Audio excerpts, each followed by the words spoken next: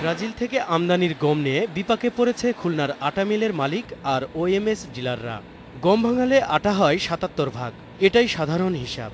কিন্তু ব্রাজিলের গম থেকে আটা আসছে ৬৫ ভাগ, আর চুক্তি থাকায় খোলা বাজার থেকে আটা কিনে ৭৭ ভাগ বুঝিয়ে দিতে হচ্ছে সরকারকে, যাতে ১ টন গম ভাঙালে মিল মালিকের লোকসান হচ্ছে ২ লাখ টাকার বেশি। অভিযোগও আছে, লোকসানের বিষয়টি জানানোর পরও কর্তৃপক্ষের কোনো সাড়া মেলেনি।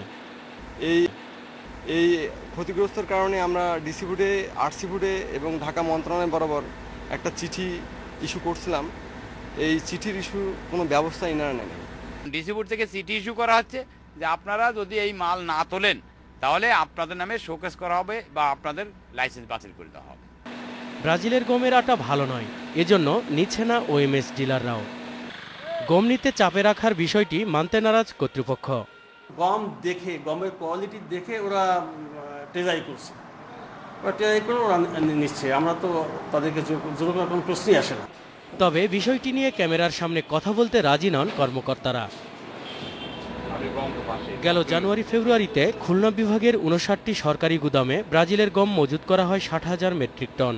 মিল মালিক আর ওএমএস ব্যবসায়ীরা গম না নিলেও কর্মকর্তারা বলছেন গুদামে কোনো গমের মজুদ নেই। নজরুল ইসলাম তমাল, ইন্ডিপেন্ডেন্ট নিউজ।